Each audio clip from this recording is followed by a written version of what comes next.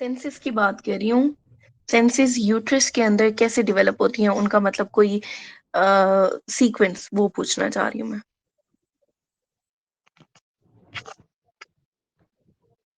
सबसे पहले होगा टच, फिर वेस्टिब्युलर, फिर स्मेल, फिर हेयरिंग, फिर विजन, उसके बाद टेस्ट और एंड में प्रोप्रियोसेप्शन। मैम दोबारा बता दे। Touch, vestibular, smell, hearing, vision, जी। टेस्ट, हियरिंग के बाद क्या? विजन विजन, टेस्ट एंड जी। प्रोप्रियोसेप्शन।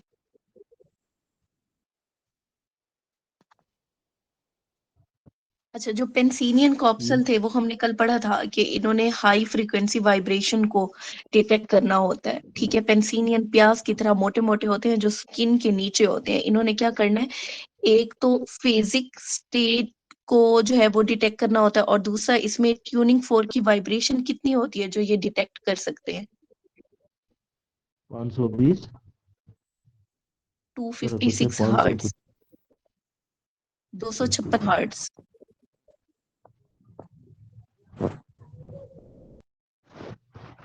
और ये क्या है, रेपिडली एडॉप्टिंग और फेजिक है।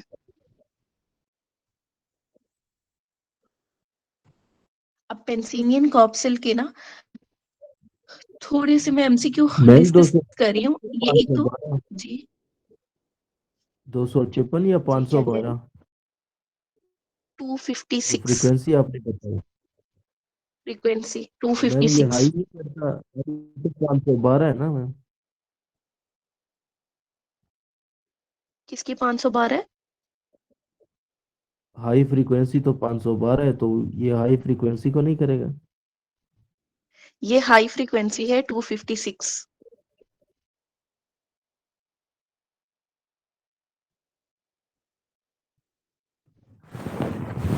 इसमें देखो ये क्या है, रेपिडली एडॉप्टिंग है और इसमें फेजिक होते हैं ये।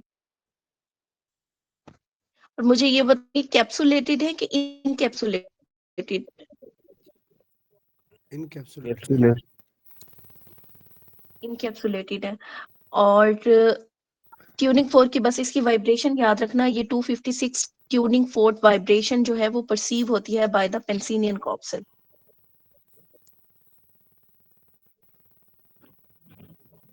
Phasic, high vibration, rapidly adapting receptor कौन से हैं? पेंसिनियन कॉप्सल।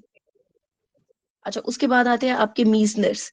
मीजनर्स में क्या होता है, कौन सी फ्रीक्वेंसी को ये डिटेक्ट करते हैं? Low frequency. Low frequency. और tactile 2 point discrimination is detected by? यही है मैम, पेसिनियन। नहीं, Meissner's. Two sorry sorry, discrimination Meissner is done by Meissner. Meissner's. Hmm. ठीक है। अच्छा, उसके बाद आपके जो एमसीक्यू आते हैं उसमें है कि maximum 2 point discrimination present on कौन से पार्ट पे होगी? Two tip point of finger. Discrimination, distance की बात लिप्स। नहीं कर रहे, लिप्स। लिप्स। लिप्स पे। लिप्स पे, लिप्स पे लिप्स मैम। पे। टिप ऑफ ठीक है। लिप्स। लिप्स। अच्छा, उसके बाद है minimum 2 point discrimination is present on scapula. Scapula. Scapula. Scapula. Scapula. यहाँ पे डिस्टेंस की बात नहीं है, अगर डिस्टेंस की बात करें तो ये दोनों अपोजिट हो जाएंगे एक दूसरे के। मैक्सिमम उसके बाद है स्केपुला में, लॉस ऑफ, मिनिमम लिप्स पे। मैम ये हाँ स्पेकुला, जी, स्कैपुला का भी कोई खास पार्ट है? स्कैप्यूला क्या हुआ? अपर लोअर या सिर्फ बस स्कैपुला ही? जो बस सिर्फ वो स्कैपुला स्कैप्यूला से ही स्केपुला है, के रिलेटेड सेंटर आता है वाला ना एरिया। जहाँ पे। सिर्फ स्कैप्यूला ही है। अच्छा, उसके बाद है loss of 2 point discrimination after RTA. तो लियन कहाँ पे होगा? उसमें आता है डीसीएमएल आपका होएगा। Lateral inhibition. मतलब डीसीएम। रूफनी काप्सल थे, उनके बारे में मैंने क्या बताया था? मैम ये सेंसेशन कौन सी आरटीए होती है क्या उसकी? बताया आपने? मैडम मैम ये ये आरटीए का बताया आपने? टिप होते हैं, आरटीए वो वाला लेटरल रेफिनियन। इनहिबिशन, लियन होती है लेटरल इनहिबिशन। अच्छा, मैं पूछ रही हूँ कि जो रूफनी काप्सल है वो कौन सी सेंसेशन को डिटेक्ट करते हैं? स्ट्रेच, वो जॉइंट एंगल प्रेशर को चेंजेस को। और जॉइंट एंगल यानी ये चेंज को प्रोप्रियोसेप्शन ये भी तो कॉन्टेक्ट करता है और ना मैम? को टेम्परेचर और को। पॉइंट्स को कहते हैं। Steady pressure. मैम ये भी प्रोप्रियोसेप्शन में आता है ना, Steady. क्योंकि प्रोप्रियोसेप्शन वो भी तो जॉइंट। मेनली जो है ना इसका सिनेरियो आपके पास आता है स्टेडी प्रेशर के साथ। Steady pressure, slippage of the object on your body, joint angle change, और फिर वार्म टेम्परेचर को डिटेक्ट करता होता है। तो इसका मैंने एग्जांपल दी थी आपको रफी साहब की, कि रफी साहब जब गाते हैं तो वो क्या करते हैं, एक स्टेडी स्टेट पे पहुंच जाते हैं, गर्म हो जाते हैं, और उसके बाद फिर उसी प्रेशर के साथ स्लोली जो है वो क्या करेंगे, वापस एंड करते हैं अपने सॉन्ग को। ठीक है। अच्छा, उसके बाद high frequency vibration is detected by Meissner's या पेंसिनियन? पेसिनियन में। मैडम इसे याद रखो कि प्याज की वो स्मेल होती है बहुत तेज होती है, तो हाई फ्रिक्वेंसी उससे प्याज याद रखो, दूसरा मीजनर से लो फ्रिक्वेंसी। ठीक है, वेरी गुड। अच्छा, क्राउस बल्ब क्या कर रहा था? कोल्ड टेम्परेचर को डिटेक्ट कर रहा था या वार्म को? Cold temperature, cold. कोल्ड। और वार्म के लिए कौन से हैं? रफीनी। फिनिश। ठीक है।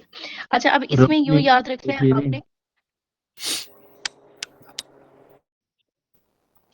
अगर दो चीजें आपके पास इकट्ठी आ जाए, जैसे सुपरफिशियल मार्कल और साथ में मीजनर्स, तो फिर आपने किसे चूज करना है? सुपरफिशियल मार्कल को ज्यादा चूज करना है, इज ग्रेटर देन मीजनर्स। और अगर डीप पेंसिनियन और रूफिनिस के दरमियान में आपने चूज करना है तो डीप पेंसिनियन इज ग्रेटर देन रूफनी आएगा। किस चीज में फास्ट मैं एडाप्टेशन कौन किस चीज कराता है, में? मैम पेंसिलियन या आपने मीजनर? मर्कल्स का मैडम और मीजनर का पेसिलियन क्या इज रिलेट ग्रेटर किया? Than Meissner. Pacinian is greater than Ruffini's. किस चीज में मैं? मैम अगर मैं फास्ट एडाप्टेशन, फास्ट की बात कर रहा हूँ। हाँ, अगर फास्ट रफी तो एडाप्टेशन स्लो की है। बात करें तो उसमें पेंसिलियन है इज ग्रेटर देन मीजनर्स। ठीक है। स्लो एडाप्टेशन की बात करें तो मैम ये रूफनीस जो इज और ग्रेटर बाकी देन, ठीक है मैम, जी, समझ आ गई है। मार्कर। स्लो एडाप्टेशन में रूफनीस is greater then Markle.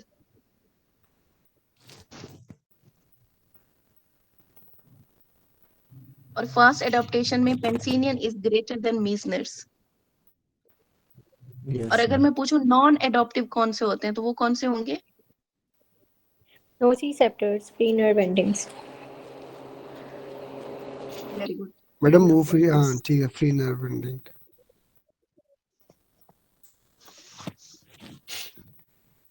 Ma'am अच्छा, ये वार्म मार्कल वाले फाइबर कौन से नाम से आते हैं? आइगोडोम मुझे आया था, मैं हैरान था कि ये आइगोडोम कौन सा हाँ होता है। हाँ, ठीक है, ये आता होता है, ये हम पढ़ेंगे आज, आइगोडोम पढ़ेंगे हम आज।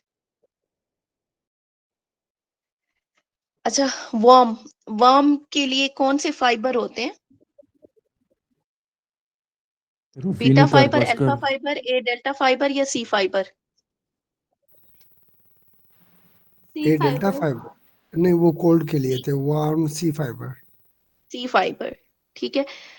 अच्छा, रिसेप्टर ऑफ वार्म, वहां पे वो होते हैं हमारे पास ऑर्गन ऑफ गोल्जी मजोनी एंड रूफनी के अंदर, MAZZONI, गोल्जी मजोनी। इसके बाद जो कोल्ड फाइबर हैं वो कौन से थे? मैडम वो ए डेल्टा। हाँ, ए डेल्टा फाइबर। और इसके रिसेप्टर हैं crows bulb receptors.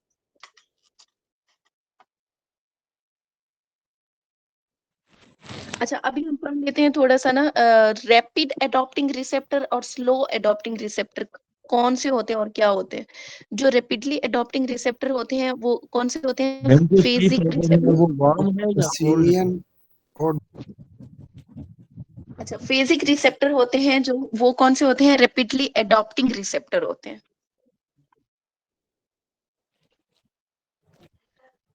With the time ये क्या करते हैं, एक्शन पोटेंशियल को कम रिस्पॉन्स करते हैं, decline in action potential frequency in response to constant stimulus. जो रैपिड वाले हैं वो वक्त के साथ, अगर आप कांस्टेंट स्टिमुलस देते जाओगे तो उन्होंने क्या करना है, एक्शन पोटेंशियल को कि उसकी फ्रीक्वेंसी को, मतलब रिस्पॉन्स कम करना है, show decline in action potential. और ये होते कहाँ पे हैं? पेंसिलियन कॉर्पसल, लाइट टच, और इसमें फाइबर कौन से हैं? ए डेल्टा टाइप 2 फाइबर है। टाइप 2 वाले कौन से थे? फास्ट पेन फाइबर थे या स्लो पेन फाइबर थे? Fast fibers. Fast pen fibre थे। ठीक है। उसके बाद है हमारे पास स्लो एडॉप्टिंग रिसेप्टर। वो कौन से होते हैं? टोनिक रिसेप्टर होते हैं। मैम आप उसी फाइबर की बात कर रही हो ना, जो हमने ए अल्फा, ए बीटा, ए डेल्टा, गेमा, हाँ हाँ उसमें हाँ, टाइप 2 की बात उनकी कर बात। रही हो। वो तो प्रेशर के लिए हाँ था, जी। टच और प्रेशर के लिए था। जो जो टाइप 2 थ्री, ए डेल्टा टाइप 2 फाइबर है ना, वो किसके लिए होते हैं? फास्ट पेन के लिए होते हैं। जी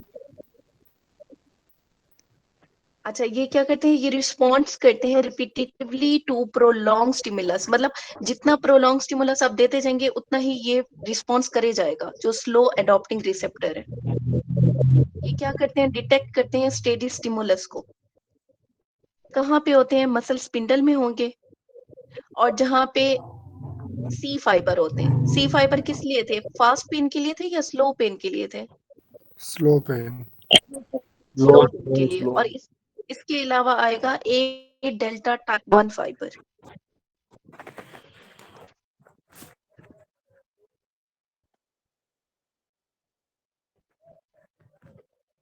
मैडम एसिटाइकोलिन और एसिटाइलकोलिन, गाबा, एपिनेफ्रिन, डोपामिन, सेरोटोनिन।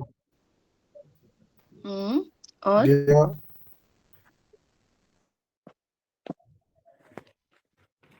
अच्छा, गाबा, गाबा कहाँ से आता है? गाबा सब्सटेंशिया नेग्रा। सब्सटेंशिया नेग्रा। Nucleus ठीक है। accumbens. मैम सबसे पहले हमारे पास गाबा। गाबा क्या है? ये फॉर्म होता है बाय डीकार्बोक्सिलेशन ऑफ ग्लूटामेट। इसकी ग्लूटामेट की डीकार्बोक्सिलेशन से बनता है। और इसके अलावा ब्रेन के अलावा और कहाँ होता है? रेटिना में। और ये किसका न्यूरोट्रांसमीटर है? कॉर्टिकोस्ट्रायल फाइबर का न्यूरोट्रांसमीटर है। गाबा कॉर्टिको एक्साइटेटरी है या इनहिबिटरी है? इनहिबिटरी। कॉर्टिकोस्ट्राइएटल फाइबर। कॉर्टिको स्ट्राइकल। स्ट्राइएटल। स्ट्राइएटल। स्ट्राइएटल। ये कहाँ पे होता है ये फाइबर? ब्रेन में। ब्रेन में कॉर्टिकोस्ट्राइएटल किस जगह? फाइबर।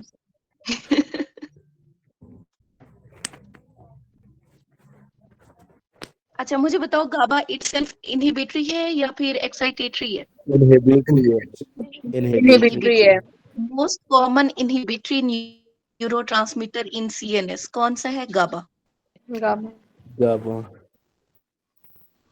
अच्छा, एंजाइटी का अगर कोई पेशेंट है तो एंजाइटी कैसे डिक्रीज होगी? जब एक्टिवेशन ऑफ गाबा रिसेप्टर होगा।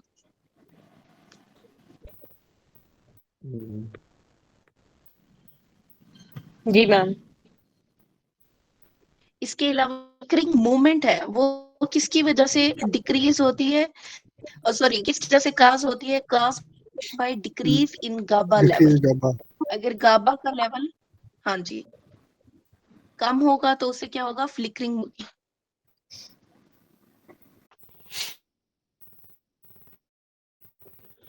अच्छा, नेक्स्ट देखो, एंडोर्फिन। एंडोर्फिन क्या है? ये नेचुरल पेन किलर है। और ये है आपका नेचुरल पेन किलर कौन सा है? एंडोर्फिन। अब जो बीटा एंडोर्फिन है, ये कहाँ पे होता है? न्यूरॉन आपका हाइपोथैलेमस और पिट्यूटरी ग्लैंड दोनों में होता है।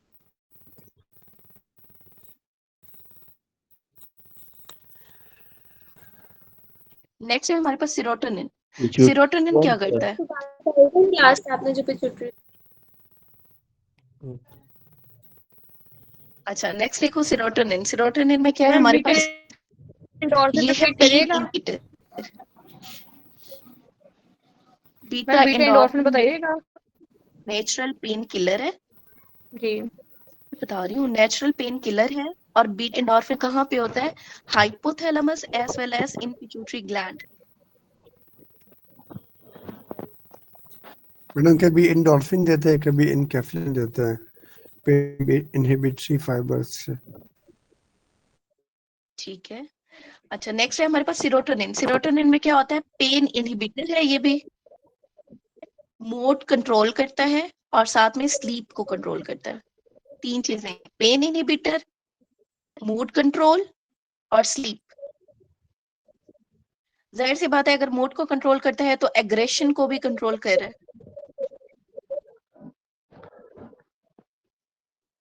अच्छा, सेरोटोनिन कहाँ प्रोड्यूस होता है? इन राफे न्यूक्लियाई। अब यही राफे न्यूक्लियाई है जो आपकी स्लीप में भी इन्वॉल्व होता है। अच्छा, मुझे बताओ राफे न्यूक्लियाई कौन सी स्लीप में इन्वॉल्व है? रैपिड आई मूवमेंट या non rapid eye movement? Non non rapid REM sleep में। Non REM REM non REM. Very good. Next है हमारे पास डोपामीन। डोपामीन एक्साइटेटरी है कि इनहिबिटरी है? एक्साइटेड। एक्साइटेटरी। नहीं, डोपामीन बोथ है, एक्साइटेटरी एंड इनहिबिटरी दोनों। फंक्शन है इसका लर्निंग, प्लेयर और इमोशन। इसके अलावा ये रेगुलेट करता है प्रोलैक्टिन को। सेक्रेट कहाँ से होता है? Learning, nigrostriatal pathway. Learning, player, learning, pleasure. Emotion. Emotion. जी। अच्छा, इससे ऊपर वाला जो सेरोटोनिन था ना, और उसे यूं याद रखो कि सर इज मूडी। सर से सेरोटोनिन मूड कंट्रोल। सर बहुत मूडी है, उसका बिहेवियर अच्छा नहीं होता। उसके बाद डोपामिन में क्या था? Learning, player and emotion. ये रेगुलेट करता है प्रोलैक्टिन को और सेक्रीट कहाँ से होता है? नाइग्रोस्ट्रायल पाथवे से। अगला है हमारे पास ग्लूटामेट। ग्लूटामेट क्या दे रहा था बच्चों?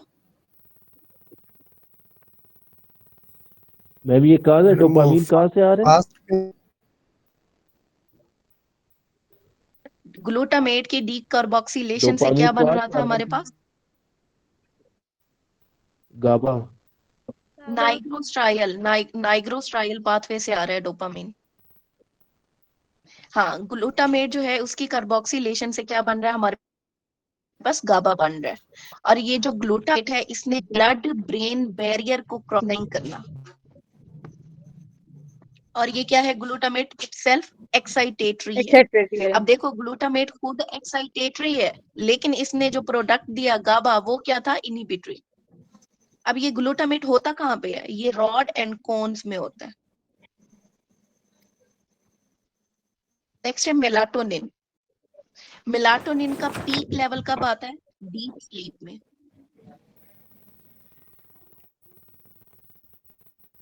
मेलाटोनिन कहाँ से बनेगा? सीरोटोनिन से बनेगा। मैम ग्लूटामेट किधर प्रेजेंट होता है? Rod and cones. और अब जो मेलाटोनिन है इसका पीक लेवल कब होता है? डीप स्लीप में। सिंथेसाइज कहाँ से होता है? सीरोटोनिन से। क्या करना है? इस बॉडी को टाइम के साथ चलाना होता है। और क्या करता है? इनहिबिट करता है डीएनआरएच फ्रॉम द हाइपोथैलेमस।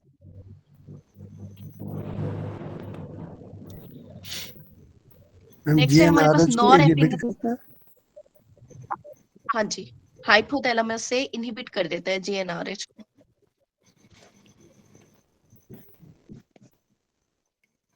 अगला हमारे पास सेम नॉरएपिनेफ्रिन और इसको सेम लाइक प्रोलैक्टिन समझे जी।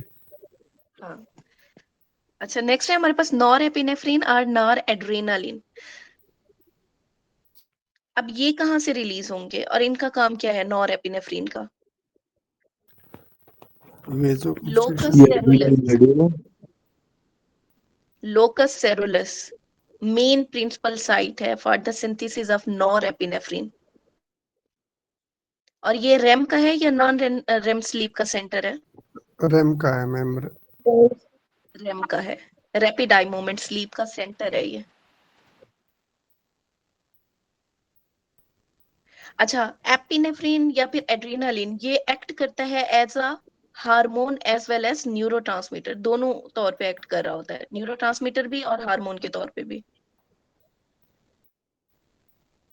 अब जब कोल्ड या स्ट्रेस की कंडीशन होती है ना, तो नॉन शिवरिंग थर्मोजेनेसिस प्रोड्यूस होती है by the nor epinephrine and epinephrine.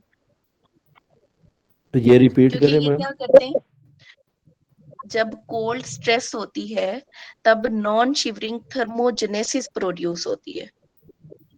ये नॉन शिवरिंग थर्मोजेनेसिस कैसे प्रोड्यूस होगी, स्टिमुलेट करेगी सिंपैथेटिक नर्वस सिस्टम को, जो कि रिलीज करेगी नॉर एपिनेफ्रीन एंड एपिनेफ्रीन। अच्छा, वो कौन सा हार्मोन है जो नॉर एपिनेफ्रीन को एपिनेफ्रीन में कन्वर्ट करता है?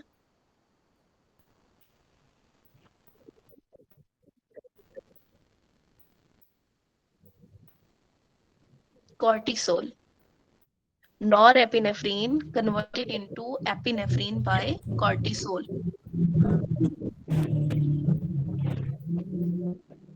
अच्छा बच्चों, ये तो हो गया आपके न्यूरोट्रांसमीटर। अब यहाँ पे देखो कि कौन सा न्यूरोट्रांसमीटर चेंज होगा तो कौन सी डिजीज होती है। एसिटाइल कोलिन, एसिटाइल कोलिन का लोकेशन या साइट ऑफ सिंथेसिस क्या है, बेसल न्यूक्लियस ऑफ माइनर्ड, जो कि कहाँ पे होता है, हमारे पास फोर ब्रेन में होता है, ठीक है। अब इसकी डिक्रीज होने की वजह से क्या होगा, अल्जाइमर डिजीज हो सकती है, हंटिंगटन डिजीज हो पार्किंसन। सकती है, या फिर इसके इंक्रीज होने की वजह से क्या होगा, पार्किंसन में ये इंक्रीज होता है एसिटाइल कोलिन। ये वाला cholinergic neuron in basal nucleus of Meynert, ये वाला जो है ना फोर ब्रेन में, ये क्या है, बेसल न्यूक्लियस ऑफ माइनर्ड है। अच्छा, नेक्स्ट हमारे पास डोपामिन। डोपामिन कहाँ से रिलीज होता है, वेंट्रल टेगमेंटम और सबस्टेंशिया नाइग्रा। कहाँ पे है ये, मिड ब्रेन में। अब डिप्रेशन में डोपामिन क्या होगा, कम होगा। शिजोफ्रीनिया में डोपामिन क्या होता है, ज्यादा हो जाता है। हंटिंगटन डिजीज में ज्यादा हो जाएगा। और पार्किंसन डिजीज में क्या होता है, कम होता है। अब मुझे ये बताओ, जो बाइपोलर डिसऑर्डर है, जिसमें बंदा डिप्रेसिव मोड में जाता है, तो उसमें डोपामिन बढ़ेगा कि कम होगा? कम होगा। कम होगा।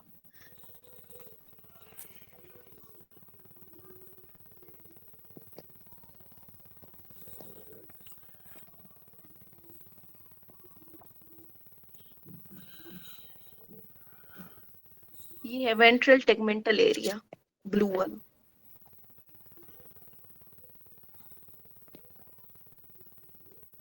ये ग्रीन वाला आपको सबस्टेंशिया नाइग्रा शो कराया हुआ है।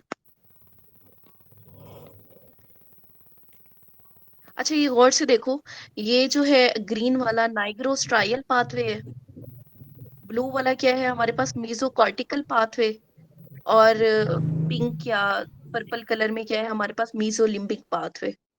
ये हमने आगे पढ़ना है, इधर ही इनकी पिक्चर देख लो। अच्छा, नेक्स्ट है हमारे पास गाबा। गाबा कहाँ से रिलीज हो रहा था, न्यूक्लियस एकम्बेंस या फिर बेसल गैंग्लिया से। एंजाइटी में गाबा क्या होता है, डिक्रीज, और हंटिंगटन डिजीज में भी गाबा डिक्रीज हो जाता है।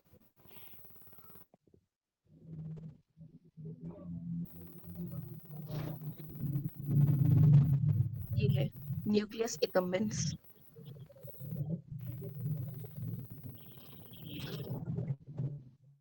नेक्स्ट है नॉरएपिनेफ्रिन। नॉरएपिनेफ्रिन कहाँ से रिलीज हो रहा था, लोकस सेरुलस, जो कि कहाँ पे है, ब्रोन्स में। एंजाइटी में नॉरएपिनेफ्रिन इंक्रीज हो रही है, डिप्रेशन में डिक्रीज हो रही है।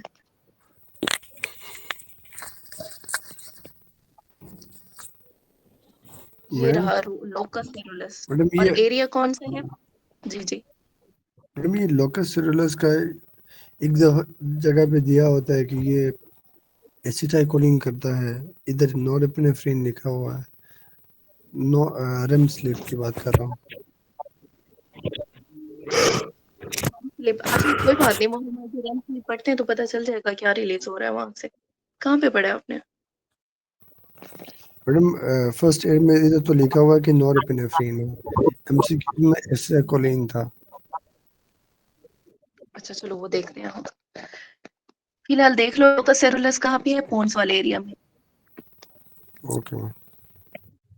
नेक्स्ट है हमारा सेरोटोनिन। सेरोटोनिन कहाँ पे होता है, राफिया न्यूक्लियाई। कहाँ पे है वो? ब्रेन स्टेम में। उससे इंक्रीज होगा तो एंजाइटी और डिप्रेशन में भी इसका लेवल क्या होता है? डिक्रीज। और साथ में पार्किंसनिज्म में भी सेरोटोनिन का लेवल डिक्रीज होता है।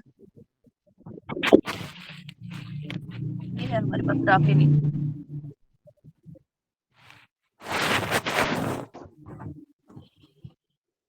अच्छा, नेक्स्ट है हमारे पास मिनंजिस।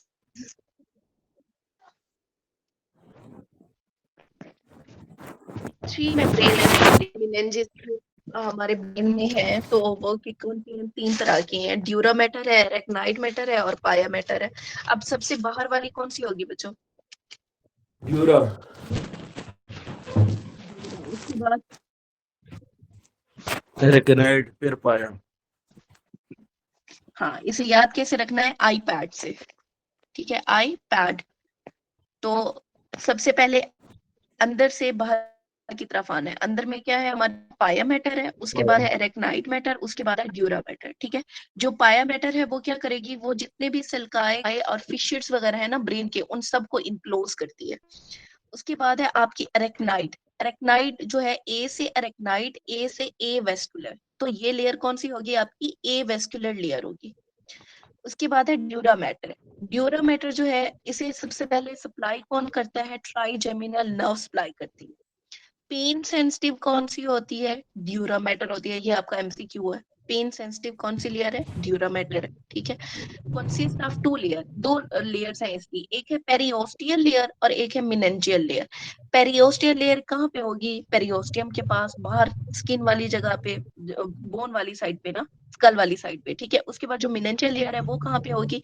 वो होगी हमारी अंदर मिनेंजिस वाली साइड पे। और ये काज करती है डिवीजन, जैसे फॉक्स सेरिब्राई वगैरह। वो कौन बना रहा है? हमारी मिनेंजियल लेयर ऑफ ड्यूरा मैटर बना रही है। अब ये एमसीक्यू आता है, फॉक्स सेरिब्राई कौन बनाता है? मिनेंजियल लेयर ऑफ ड्यूरा मैटर। ठीक है, अच्छा मेरी आवाज ठीक है? ड्यूरा मैटर पेन सेंसिटिव है, supplied by all division of trigeminal nerve, consist of 2 layer, periosteal and meningeal layer. जो पेरियोस्टियल लेयर है वो कहाँ पे होगी? बोन वाली साइड पे। जो मेनेंजियल लेयर है वो डिवीजन काज करती है फर्दर, जैसे फॉक्स सेरिब्राई।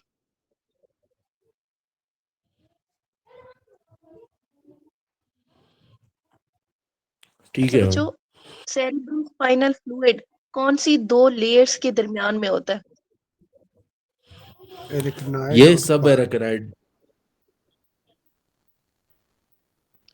अगर मैं इन 3 लेयर्स की बात करती हूँ, ड्यूरा, पाया एंड एरेक्नाइड मैटर, तो कौन सी 2 लेयर्स के दरमियान होगा? रेकनाइट एंड अंदर पाया।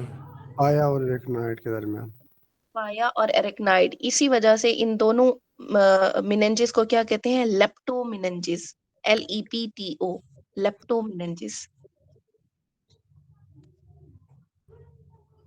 अब क्या होता है? सबसे पहले आती है स्किन, फिर है पेरियोस्टियम, फिर आती है आपकी बोन, उसके बाद ड्यूरा मैटर आता है, फिर एरेक्नाइड मैटर, फिर पाया मैटर, उसके बाद ग्रे मैटर और एंड में व्हाइट मैटर।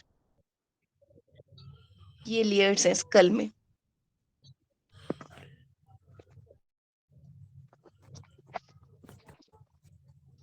अब सबसे पहले आता है हमारे पास एक्स्ट्रा ड्यूरल हीमाटोमा या फिर एपिड्यूरल। अब जो एक्स्ट्रा ड्यूरल या एपिड्यूरल है, वो नाम ही बता रहा है कि कलेक्शन ऑफ ब्लड कहाँ पे होगा? ड्यूरा क्लोरेस बारों बारे में। हाँ, कहाँ पे? रिपीट करें मैम, रिपीट करें सर। एपिड्यूरल हीमाटोमा में कलेक्शन ऑफ ब्लड कहाँ पे होगा? अच्छा मैम, ये between the 2 layer of dura क्लोरेस। मीन कौन सी पेरियोस्टियम और जो layers? उसका है ना, ये पेरियोस्टियल ड्यूरा, इनके बीच होगा ना। ठीक है, collection of blood between dura and the skull और कॉमन साइट कौन सी होती है? आपकी जो टेम्पोरल बोन है ना, और खास तौर पे जो टिरियन वाला पॉइंट है, वहां पे कॉमन साइट ऑफ रप्चर है। ठीक है, यहाँ पे मतलब जो है वो एक्स्ट्राड्यूरल या एपिड्यूरल हिमाटोमा बनता है। कॉज क्या होगा एपिड्यूरल हिमाटोमा के बनने का? Due to rupture of anterior branch of middle meningeal artery. अब याद कैसे रहेगा कि anterior branch of middle meningeal artery है? आज के बाद आपने मिडल मेनेंजल आर्टरी को मिडल मेनेंजल आर्टरी नहीं पढ़ना, माशाल्लाह माशाल्लाह पढ़ना है। जो माशाल्लाह माशाल्लाह की तख्ती है वो कहाँ लगाते हैं? एंटीरियरली लगाते हैं। जो भी घर बन रहा हो उसके एंटीरियरली फ्रंट पे लगाते हैं। तो याद रखना, जो anterior branch of middle meningeal artery है वो रप्चर होती है इन एपिड्यूरल हीमाटोमा। प्रेजेंटेशन कैसे होगी एपिड्यूरल हीमाटोमा की? मैडम बाइकॉन्केव अनकॉन्शियस होगा, हेडेक होगा बाइकॉन्केव सबसे उसको। पहले transient loss of consciousness, lucid interval की आएगी confirmation. Blurring of vision, dizziness के साथ होगा, डायलेटेड पिupil ल्यूसिड होंगे। Interval, very good. हाँ जी, ल्यूसिड इंटरवल जो है वो इसका प्रोसीडिंग न्यूरोलॉजिकल साइन है। ये एमसीक्यू आता है कि ल्यूसिड इंटरवल किस में होता है, तो वो आपका एपिड्यूरल हिमाटोमा में होता है। उसके बाद अगर यहाँ पे हर्निया ऑफ द ब्रेन हो जाए तो ये मोस्ट लीथल कॉम्प्लिकेशन बन जाती है। रैपिडली डिटोरिएशन हो जाएगी और थर्ड क्रेनियल नर्व पाल्सी भी काज करती है। अब इसकी इन्वेस्टिगेशन, सबसे पहले आपने क्या कराना है? सीटी स्कैन कराना है। सीटी स्कैन पे क्या सिटी ब्रेन, मिलेगा? बाई कन्वेक्स हाइपरडेंस लीयन मिलेगी या लेंस शेप लीयन मिलेगी। ये आपके पास एमसीक्यू आता है, हाइपरडेंस लेंटिफॉर्म शेप लीयन। अब यहाँ पे जो ब्लड होता है ना वो क्रॉस नहीं करता सूचर लाइन को, मतलब जो सूचर्स हमारे हैं ब्रेन के ऊपर, ठीक है, एक सूचर लाइन को क्रॉस नहीं करेगा ये। फ्रॉम वो फाक सेरेब्राई या sagittal sinus. Falx cerebri, CEREBRI। ये वैसे पीछे क्यों भाग गए हो वापस मेनिंजेस में?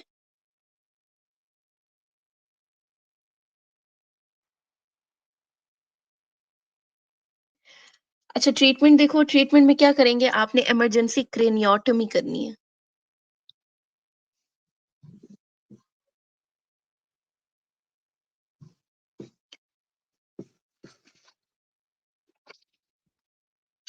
अच्छा, दूसरा बच्चों मुझे ये बताओ कि एपिड्यूरल स्पेस कहाँ तक जाती है आपकी? लेवल बताओ।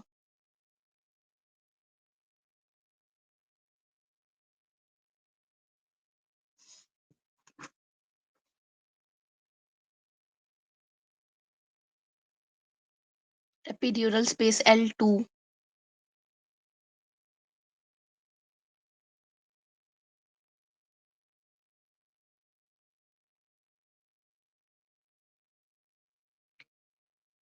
L2 पे क्या बनाती है? वाइडेस्ट पॉइंट बनाती है आपकी एपिड्यूरल स्पेस, और एंड कहाँ पे होती है? S2 के लेवल पे। वाइडेस्ट पॉइंट कहाँ पे आता है एपिड्यूरल स्पेस का? L2 के लेवल पे। एंड कहाँ पे होती है? S2 के लेवल पे। सब अरेक्नाइड स्पेस कहाँ पे एंड होती है? मैम आपने एक्सटेंड का भी वो बताया L2। नहीं, एक्सटेंड करती है L2 तक। जो वाइडेस्ट पॉइंट है इसका वो आता है L2 पे, एपिड्यूरल स्पेस का। ठीक है। ये है इसका वाइडेस्ट पॉइंट, ठीक है, कौन से लेवल पे? नहीं L2 मैम, के मुझे ये लेवल पे। कंफ्यूजन थी कि एक्सटेंड और एंड दोनों में डिफरेंस है कि एक्सटेंड L2 तक है और एंड एट S2। नहीं नहीं, एंड और एक्सटेंड एक ही बात है। ये एक्सटेंड या एंड कहाँ पे कर रही है? S2 पे कर रही है। जो इसका लेवल एक्सटेंडेड है, मतलब फैला हुआ 5 mm, वो कहाँ पे फैला हुआ है? वो है आपका L2 के लेवल पे। इसी वजह से यहाँ पे हम लंबर पंक्चर कर रहे होते हैं ना। मैम इसकी समझ नहीं आई अच्छा, मैम। उसके बाद एपिड्यूरल स्पेस, स्पेसिस होती है ना, एपिड्यूरल जी स्पेस है, मैम। सब अरेक्नाइड स्पेस है, एरेक्नाइड स्पेस है, ठीक है, मैं उसकी बात कर रही हूँ। ये नीचे स्पाइनल कॉर्ड में कौन से लेवल तक, मतलब जो हमारे वर्टिब्रा लेवल है, कौन से लेवल तक ये चली जाती है आपकी एपिड्यूरल स्पेस, वो जाती है S2 के लेवल पे, यहाँ पे आके एंड हो जाती है एपिड्यूरल स्पेस, ठीक है। अब इसी एपिड्यूरल स्पेस का वो पूछते हैं कि widest point 5 millimetre widest point कहाँ पे मौजूद है, तो वो है at the level of L2। Okay ma'am. Madam जिधर से हमारा स्पाइनल कॉर्ड एंड कर रहा है ना, उधर उसका वाइडेस्ट पार्ट होगा, नीचे वो जाके एंड कर जाएगा हाँ, S2 पे। नीचे वो जाके S2 के ऊपर जाके एंड करती है। वाइडेस्ट पार्ट इसका कहाँ पे है, L2 के लेवल। ये ड्यूरा की बात हो रही है ना? ये एपिड्यूरल स्पेस की बात हो रही है। ठीक है ma'am. Epidural. Next arachnid space या एरेक्नाइड, एरेक्नाइड एक्सटेंड करता है विद द ड्यूरा, कहाँ तक, S2 के लेवल तक। अब दो चीजें होगी आपकी, ड्यूरा और एरेक्नाइड दोनों कहाँ जा रहे हैं, S2 के लेवल तक जा रहे हैं।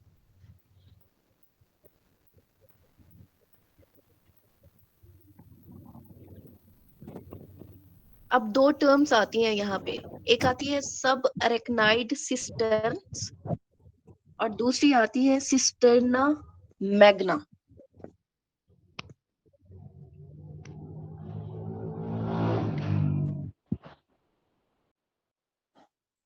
ये है सिस्टर्न्स, सब एरेक्नाइड सिस्टर्न्स। अब ये क्या होती है सब एरेक्नाइड सिस्टर्न्स, ये एरिया ऑफ सब एरेक्नाइड स्पेस है दैट इंक्रीज इन विड्थ, जिसकी विड्थ ज्यादा होगी। सब अरेक्नाइड स्पेस का वो एरिया जिसकी विड्थ ज्यादा है उसे आपने क्या कह दिया, सब अरेक्नाइड सिस्टर्न्स। अब जो वाइडेस्ट पार्ट ऑफ सब अरेक्नाइड सिस्टर्न्स है उसे आपने क्या कह दिया, सिस्टर्ना मैग्ना।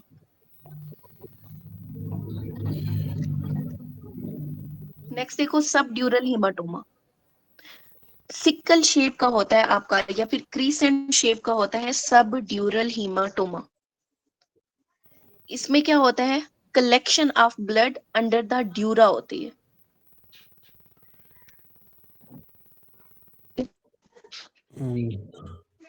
अच्छा, काज क्या है सब ड्यूरल हीमाटोमा की, रप्चर ऑफ ब्रीजिंग वेन्स।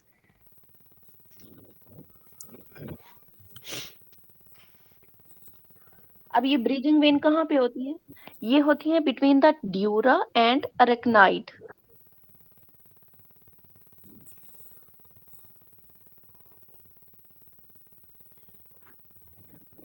अब ये प्रेजेंट कैसे करता है, इसमें दो तरह की प्रेजेंटेशन आती है, एक्यूट भी हो सकती है, क्रोनिक भी हो सकती है। एक्यूट किसकी वजह से होगी, जब हाई एनर्जी इंपैक्ट पड़ता है। क्रोनिक किसकी वजह से होगी, माइल्ड ट्रॉमा या एट्रोफी की वजह से। ट्रीटमेंट में क्या करना है आपने, सबसे पहले सीटी स्कैन कराना है, सीटी स्कैन पे क्या मिलेगा, क्रीसेंट शेप हेमरेज मिलेगा। अब यहाँ पे इंपॉर्टेंट चीज क्या है कि ये क्या करता है, मिड लाइन शिफ्ट काज करता है, मिड लाइन शिफ्ट, ये मिड लाइन है ना, उसकी शिफ्ट मिड लाइन शिफ्ट काज करेगा। ट्रीटमेंट में क्या है, क्रेनियोटमी, अगर तो मिड लाइन शिफ्ट है तो क्रेनियोटमी करेंगे, अदरवाइज आपने क्या करना है, इंट्राक्रेनियल प्रेशर को मैनेज करना है और फ्लूइड्स देने हैं। नेक्स्ट है आपका सब एरेक्नाइड हेमरेज। अच्छा मुझे बताओ, नॉर्मली CSF में आरबीसीज कितने होते हैं, नहीं होता। नहीं होते, वेरी गुड। नॉर्मली कोई आरबीसी आपके CSF में नहीं होते, लेकिन जब कोई ट्रॉमा होता है, ठीक है, या कोई हेड इंजरी इस तरह की जो सब अरेक्नाइड हेमरेज हो, उसके अंदर क्या होगा, आपकी आरबीसी इन द CSF आना शुरू हो जाते हैं। सब अरेक्नाइड स्पेस कहाँ पे होती है,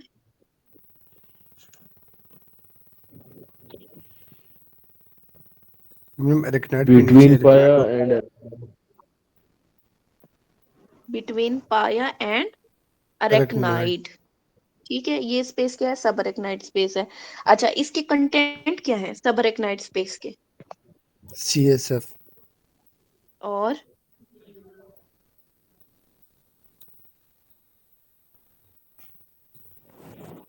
nerve roots, blood vessels and CSF, ये सारे किस में होते हैं? सब अरेक्नाइड subarachnoid स्पेस में। मेजर आर्टरीज और vein of the CSF, brain कहाँ nerve लोकेटेड root है? और क्या होता है? CSF, नर्व रूट और nerves. Blood vessels. Blood vessels, ठीक है। ठीक है।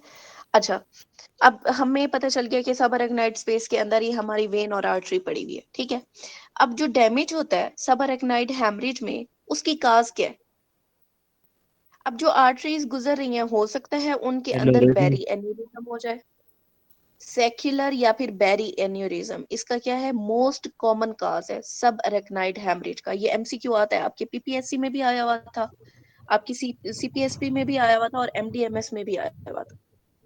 बैरी एन्यूरिज्म या secular aneurysm is most common cause of सब अरेक्नाइड हैमरेज।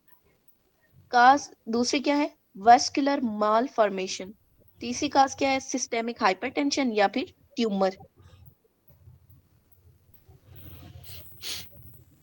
अब इसमें क्लिनिकल फीचर क्या आता है? बंदा कहता worst headache of my life है ये, एब्रप्ट इन ऑनसेट है, इंटेंसली पेनफुल,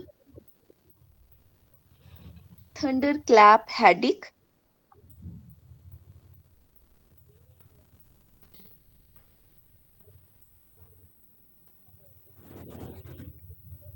इसमें क्या होता है? पोटेंशियल होता है इसमें वेसल्स के अंदर ना वेजोस्पाज्म करने का, जिसकी वजह से क्या होगा? इस्कीमिक इंफार्क्ट हो जाता है 3 to 10 days आफ्टर हेमरेज। वेजोस्पाज्म होना शुरू हो जाता है, इसी वजह से पेशेंट कहता है कि ये worst headache of my life है। अब आपने इन्वेस्टिगेशन क्या करनी है? इनिशियली आपने CT स्कैन कराना है। लंबर पंक्चर जो है वो क्या है? इन्वेस्टिगेशन ऑफ चॉइस है। अब LP पे फाइंडिंग्स क्या क्या आएंगी जब सब अरेक्नाइड हेमरेज होगा? प्रेशर इंक्रीज होगा, Blood, blood stain Stent, होगा, blood CSF. stain. Blood stain CSF होगा। अच्छा, एक्चुअली वो ब्लड स्टेन CSF ऐसे नहीं होता कि रेड रेड CSF आ जाएगा, वो ना थोड़ा येलो येलो पिंकिश सा कलर आता है, उसे क्या कहते हैं आप? जेंथोक्रोमिया कहते हैं, जेंथोक्रोमिया। RBC रेज्ड मिलेंगी, WBC एंड ग्लूकोज जो है वो नॉर्मल मिलेंगे।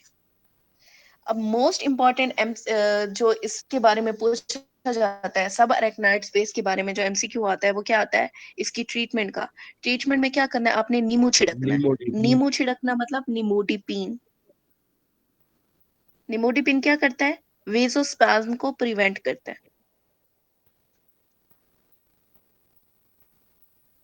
और आपने क्या करना है? Surgical clapping of the aneurysm करनी है।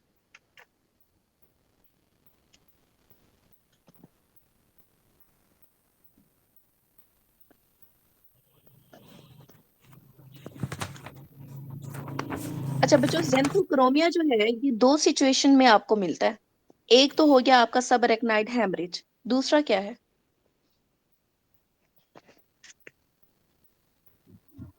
हर्पीस सिंप्लेक्स वायरस इनकेफ्लाइटिस में भी मिलेगा आपको जेंथोक्रोमिया।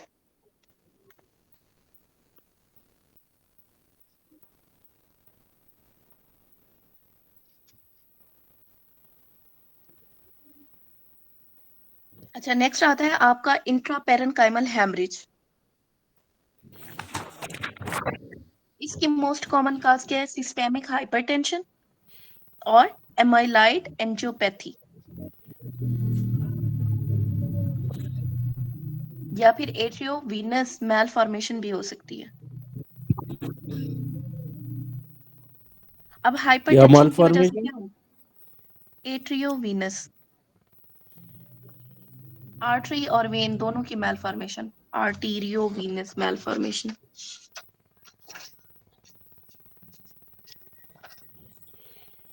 अब हाइपरटेंसिव हेमरेज की वजह से क्या होता है? डैमेज हो जाएगा या हेमरेज हो जाएगा in putamen, globus pallidus, internal capsule, thalamus, pons या सेरिबेलम में? ये दोबारा बता दे, putamen. Globus pallidus, internal capsule, thalamus, pons and cerebellum. Madam अब इसमें यहाँ तो पे सारे तकरीबन आ गए ना, जो हमारे ब्रेन के अंदर अंदर ही है, हाँ, कैप्सूल, थैलेमस, सब कुछ। अब यहाँ पे मेन जो न्यूक्लियस। टर्म यूज होती है वो है Charcot Bouchard micro aneurysm, CHARCOT, Charcot Bouchard micro aneurysm involvement. कि क्या होता है चारकोट बुचार्ड माइक्रो एन्यूरिज्म?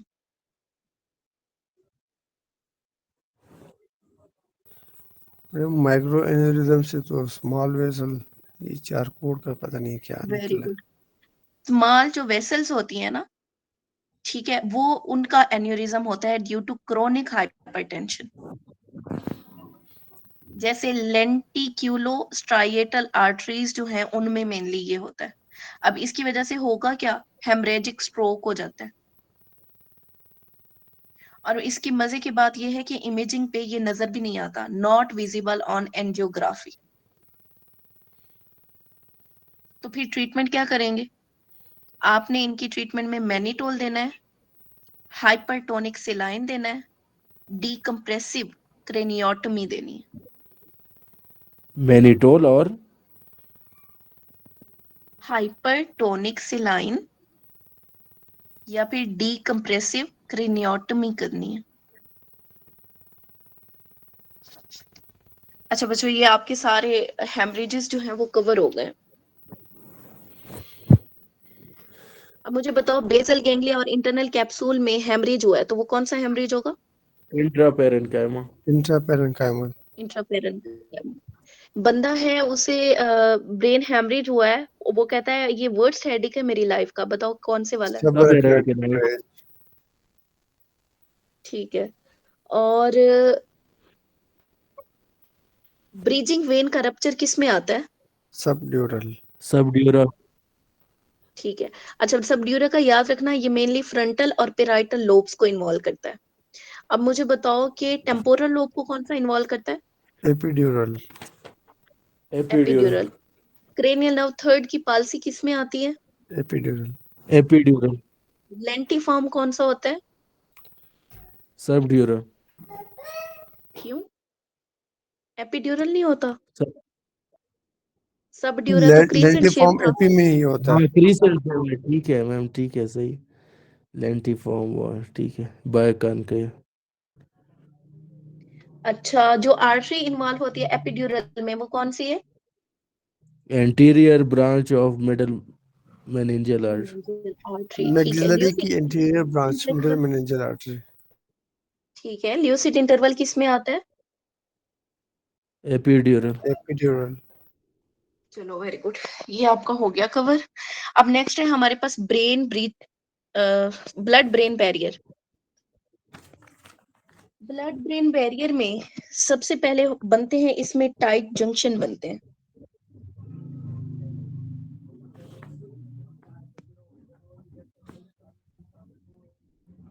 ये है किस किस के दरमियान टाइट जंक्शन बनेंगे? Capillary endothelial cell, basement membrane, pericyte और एस्ट्रोसाइट के फुट प्रोसेसेस में। मैम ये स्लो स्लो बोले kindly please. Capillary endothelium. Astrocyte, ये देखो ये है कैपिलरी ल्यूमेन, ये देखो ये लिखा हुआ है कैपिलरी एंडोथेलियल सेल, ये वाली बेसमेंट मेम्ब्रेन,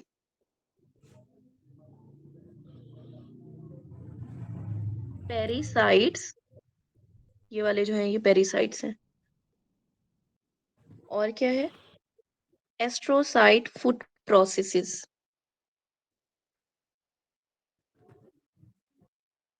अब इनका काम क्या है? ये ब्लड ब्रेन बैरियर क्यों बनता है? इसने रेगुलेट करना है entry of substance from blood to CNS।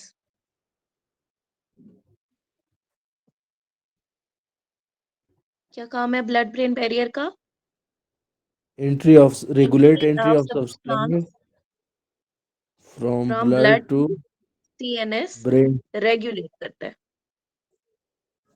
उसके बाद है सब्सटेंस की ट्रांसपोर्ट कैसे होती है यहाँ पे? ग्लूकोज और अमाइनो एसिड ये ट्रांसपोर्ट होते हैं via carrier mediated transport. Glucose और अमाइनो एसिड कैसे जाएंगे? कैरियर मीडिएटेड ट्रांसपोर्ट से। जबकि जो लिपिड सॉल्युबल सब्सटेंसेस हैं वो कैसे जाएंगे? डिफियन से।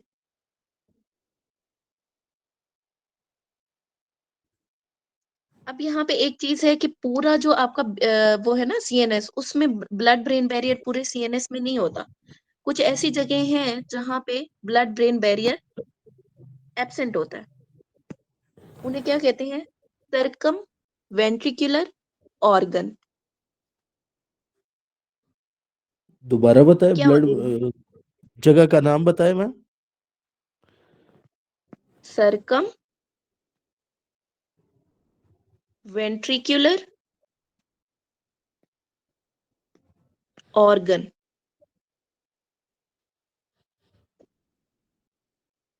इसमें क्या होता है? Lack of blood brain barrier. अब यहाँ पे क्योंकि ब्लड ब्रेन बैरियर नहीं है तो क्या होगा? जितने भी सब्सटेंस हैं, मॉलिक्यूल्स हैं जो ब्लड में मौजूद हैं, उन्होंने क्या करना है? ब्रेन फंक्शन को अफेक्ट करना है। खास तौर पे अब देखो, जैसे सेंसिस चेंज इन ऑस्मोलैरिटी। जब ऑस्मोलैरिटी चेंज होती है तो क्या होता है? ब्रेन पे भी इफेक्ट होता है। एरिया पोस्ट्रीमिया ये कहाँ पे है? ये है हमारे पास डोर्सल मेडुला में, जो कि रिस्पॉन्स करता है इमेटिक्स को। Neuro area hypophysis. Area postrema, POSTREMA।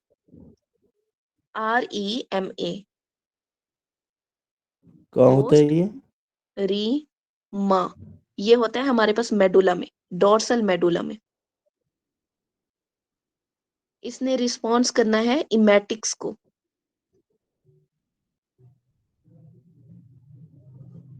Yes. उसके बाद न्यूरो हाइपोफाइसिस ये तो सब जानते हो ना। इसमें क्या होता है? ADH release. तो वो भी अफेक्टेड होता है क्योंकि यहाँ पे भी क्या होता है? ब्लड ब्रेन बैरियर नहीं होता। उसके बाद आता है आपका last, disruption effect. Disruption effect की वजह से क्या होगा? वेसोजेनिक एडीमा शुरू हो जाता है। अगर कोई ब्रेन में नियोप्लाज्म बन गया है, कोई इंफाक्शन बन गया है, तो उसकी वजह से क्या होगा? वेसोजेनिक एडीमा होगा। अब जो मैनिटोल है उसने क्या करना होता है? मैनिटोल आप क्यों देते हैं? एडिमा को कम करने के लिए। हाँ जी, एडिमा को कम करने के लिए। कैसे कम करेगा? जब ये permeability of the blood brain barrier को इंक्रीज करेगा। ठीक है, तो mannitol increase the blood brain barrier permeability. ये जो मैंने बताया ना बच्चों, ये यहाँ लिखा हुआ है। आगे चलो। नेक्स्ट है हमारे पास वोमिटिंग सेंटर। सबसे पहले बताओ वोमिटिंग सेंटर होता कहाँ पे है? मेडुला में। ठीक है, मेड्यूला की कौन सी जगह पे? न्यूक्लियस कौन डोर्सल सा है मेडुला। कोऑर्डिनेशन के लिए? जी में कोऑर्डिनेशन के लिए यहाँ पे न्यूक्लियस कौन सा है वोमिटिंग सेंटर में? Chemo trigger zone. Nucleus tractus solitarius. Vomiting centre कहाँ पे है? मेडुला में।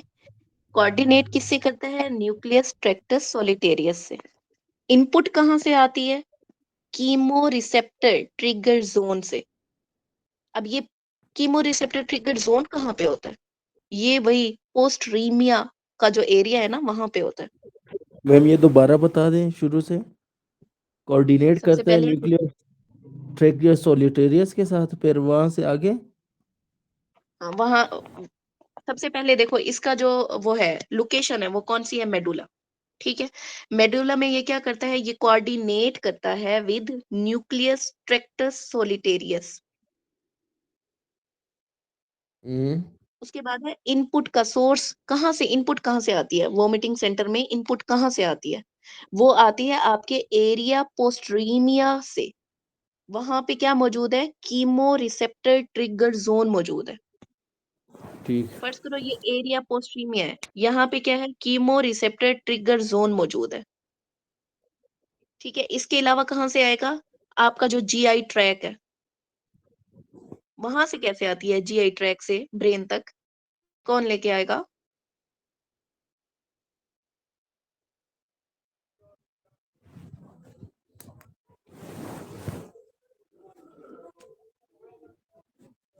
लिख तो दिया है बच्चों, पढ़ के बता दो।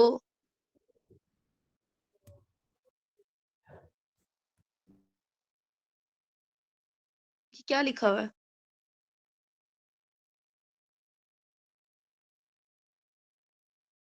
कौन सी नाव है ये, वेगस नर्व। वेगस नाव, वेगस नाव लेके आएगी। और दूसरा हमारे पास वेस्टिबुलर सिस्टम और सीएनएस, इन सब में से क्या आती है, हमें इनपुट आती है। अब ट्रीटमेंट, ट्रीटमेंट कौन सी देते हैं, वोमिटिंग सेंटर में वोमिटिंग अगर इंड्यूस हो रही है बार बार, तो आप बच्चों क्या ट्रीटमेंट दे रहे होते हो,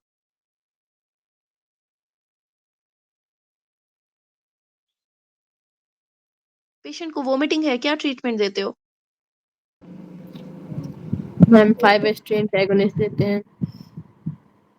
गुड। और नॉर्मल यार, मुझे ड्रग्स के नाम ही बता दो। मेटोक्लोप्रामाइड, ऑनसेट वगैरह मैम। हाँ, ओडेंस्टीरॉन देते हैं, मेटाक्लॉन देते हैं। ठीक है, ये क्या है हमारे पास, 5-HT3 एंटेगोनिस्ट हो गया, D2NK1 एंटेगोनिस्ट हो गया, और इसके अलावा H1 एंटेगोनिस्ट। और खास तौर पे याद रखना, H1 एंटेगोनिस्ट किसमें देते हैं, हाइपर एमेसिस ग्रेविडम में। हाइपर एमेसिस ग्रेविडम की ट्रीटमेंट क्या है, H1 एंटेगोनिस्ट। मोशन सिकनेस में कौन सी ड्रग दे रहे थे,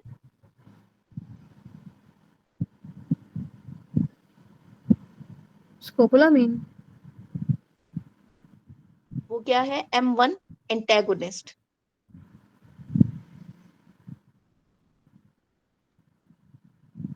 अच्छा चलो, नेक्स्ट है हमारे पास स्लीप।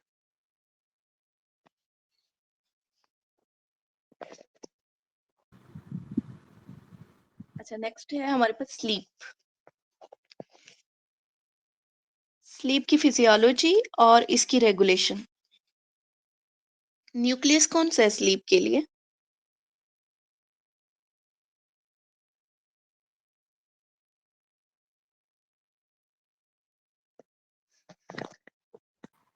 सुप्राकियास्मेटिक हमारी जो न्यूक्लियस। स्लीप, हाँ हमारी जो स्लीप है ना, वो बड़ी ही कियास्मेटिक किस्म की है, बहुत ही प्यारी स्लीप है। तो उससे याद रखो कौन सा न्यूक्लियस, सुप्रा कियास्मेटिक न्यूक्लियस। इसने क्या करना है, रेगुलेट सर्केडियन रिदम। कहाँ पे मौजूद है ये सुप्रा कियास्मेटिक न्यूक्लियस, आपके हाइपोथैलेमस में। कंट्रोल करती है release of ACTH, prolactin, melatonin, norepinephrine. अच्छा बच्चों, मेरे टाइम पे ये वाला सिनेरियो आया हुआ था कि कौन सी चीज रिलीज होती है, तो उसमें ऑप्शन ये था मेलाटोनिन का, मेरे ख्याल में था मेरे टाइम पे, मेलाटोनिन, प्रोलैक्टिन, ACTH और नॉरएपिनेफ्रिन। हमारी जो स्लीप है वो कंट्रोल करती है nocturnal release of ACTH, prolactin, melatonin, norepinephrine. अब हमारे पास जो स्लीप की स्टेजेस हैं, डिफरेंट स्टेजेस हैं उसमें, अवेक है, नॉन रेम है, रेम स्लीप है। तो ये हम देखते हैं कि क्या होती है, रेम स्लीप क्या होती है, नॉन रेम स्लीप क्या होती है। अब अवेक को याद रखो, अवेक जो है ना, वो है अच्छा बच्चा है, उसे हमने कहा कि भाई आंखें बंद करके बैठ जाओ, ठीक है, तो आंखें बंद करके अगर बैठे, वैसे वो जाग रहा है, सिर्फ उसने अपनी आंखें बंद की हुई है। आंखें बंद करने से है वो अवेक, ए से अवेक, ए से ए वेव। अगर आप नॉर्मली आंखें बंद करके कुर्सी के साथ टेक लगा के बैठ जाते हो, लेकिन हो आप अवेक, तो आपके अंदर कौन सी वेव आएगी? ए वेव आएगी। उसके बाद आती है आपकी beta wave, B wave. B wave जो है ये क्या है हमारे पास? बदतमीज बच्चा है। ठीक है, इसने क्या करना है? बी से बी वेव और बी से बदतमीज बच्चा, या फिर बी से बिजी माइंड। जैसे मैथ की प्रॉब्लम आप सॉल्व कर रहे हैं, पढ़ रहे हैं तो अवेक, लेकिन साथ में पढ़ रहे हैं या कोई मैथ प्रॉब्लम सॉल्व कर रहे हैं, तो क्या है ये? बीटा वेव आती है आपकी। अब हमारे पास दो चीजें हैं, एक नॉन रेम स्लीप है, एक रेम स्लीप है। जो नॉन रेम स्लीप होती है ना, वो फर्दर 4 तरह की होती है।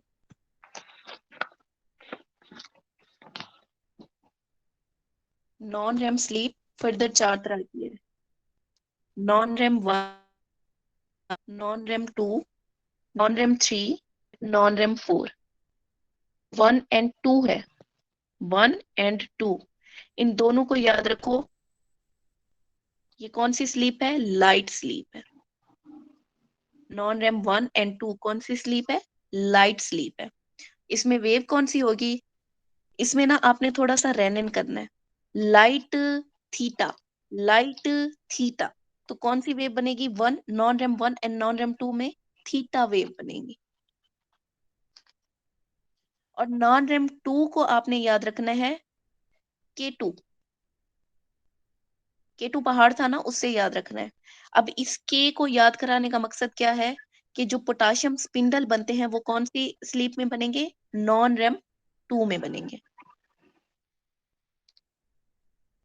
लॉन्गेस्ट कौन सी होती है? नॉन रेम 2 होती है। कितना परसेंट होती है? 45% होती है नॉन रेम 2। अब ये जो हमारी नॉन रेम स्लीप है, इसके अंदर क्या होती है? पोटाशियम कॉम्प्लेक्स फॉर्मेशन होगी, टीथ ग्राइंडिंग और ब्रूक्सिज्म। अब आ जाती है आपकी नॉन पोटाशियम रेम क्या 3 मैम? स्पिंडल। पोटाशियम का क्या?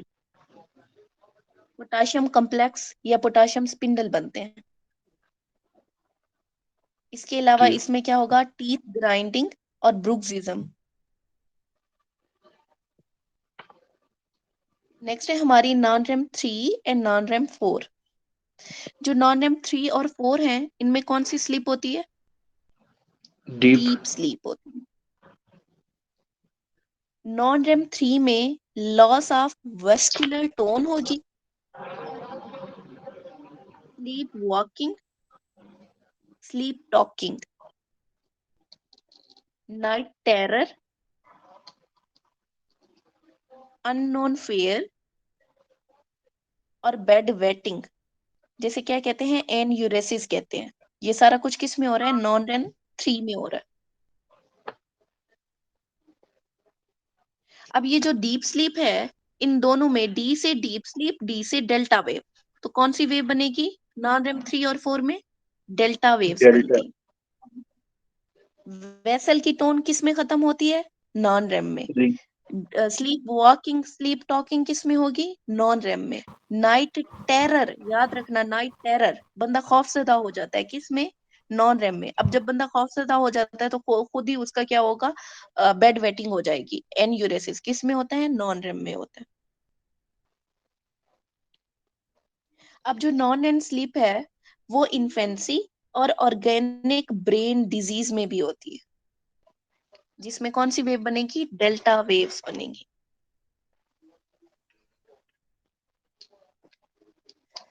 अच्छा बच्चों, ये आगे वाला हमारे पॉइंट पास रिपीट करें ma'am? Infancy and organic brain disease, इनमें नॉन रेम स्लीप होती है।